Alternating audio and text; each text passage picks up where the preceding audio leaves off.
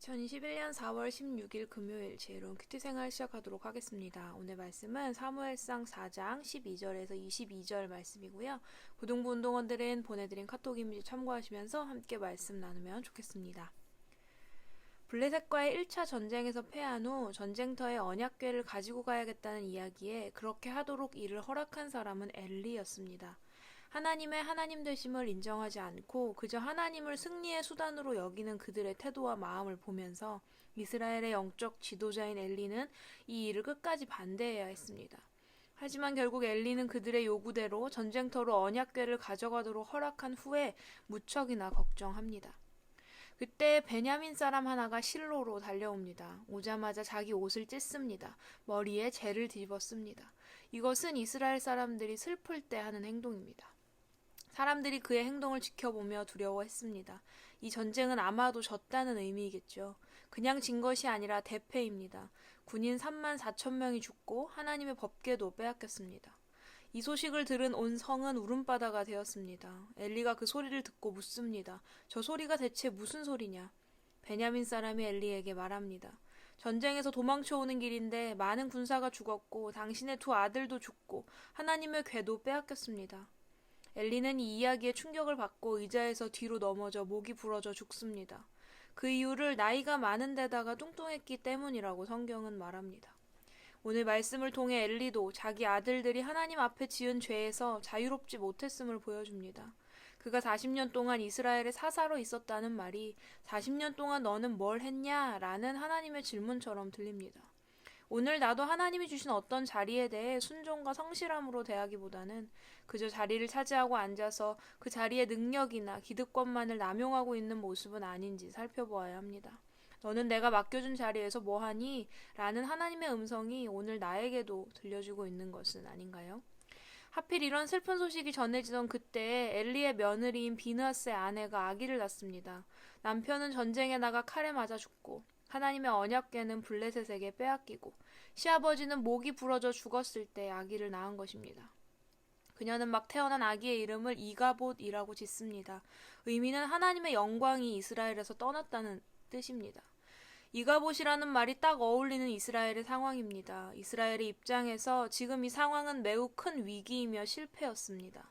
하나님의 임재를 상징하는 법궤가 그리고 이스라엘의 영적 지도자가 사라진 상태로 이스라엘은 이 상황을 어떻게 해결해 나가야 할까요? 이 상황은 이스라엘의 실패였지만 하나님의 실패는 아니었습니다.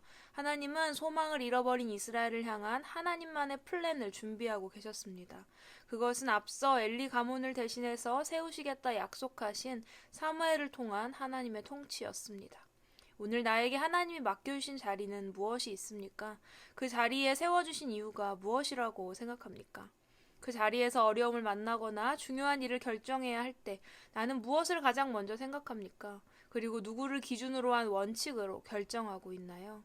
나의 모든 일에 하나님이 함께 하심을, 나의 모든 삶을 다스리고 계심을 인정하지 않으면 우리는 자기 만족과 교만, 죄악의 길로 빠져 하나님이 원하시지 않는 길을 걷게 됩니다.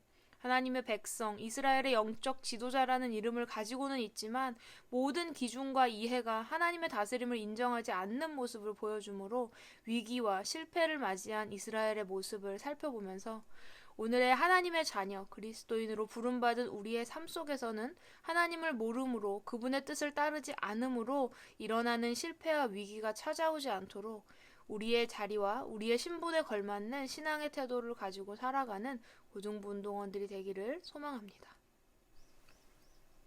지혜로운 큐티 생활 146번째 시간이었습니다. 하나님의 영광이 이스라엘에서 떠났다라고 하는 이가봇이라는 말이 하나님의 자녀로 오늘 살아가고 있는 우리의 삶을 말하는 것은 아닐까라는 생각이 들면서 두려운 마음이 들기도 하고 하나님이 나에게 맡겨주신 자리와 일들을 돌아보게 되는 시간이었습니다. 하나님이 나를 그 자리에 세워주신 이유를 온전히 이해하고 그 자리에서 하나님을, 말씀을 기준으로 항상 선하고 옳은 것들을 선택하며 살아가는 우리들이 되었으면 합니다. 오늘의 퀴즈 드립니다. 첫 번째. 전쟁터에서 실로로 온 베냐민 사람은 엘리에게 어떤 이야기를 전했으며 그 이야기를 들은 엘리는 어떻게 되었나요? 두 번째. 비느하스의 아내는 아들의 이름을 무엇이라고 지었으며 그 의미는 무엇인가요? 세 번째, 하나님이 나에게 맡겨주신 자리 한 가지를 적어보고 하나님이 그 자리를 맡겨주신 사명과 이유를 적어보세요. 그리고 앞으로 하나님의 뜻을 따라 이 일을 잘 감당해내겠다는 다짐도 적어보세요. 봄비가 내린 금요일 오후입니다. 다들 이번 한 주도 지치고 힘들었지만 하나님 말씀으로 잘 감당해내셨으리라 믿습니다. 우리는 다음 주에도 지혜로운 큐티 생활로 함께 만나도록 하겠습니다. 샬롬.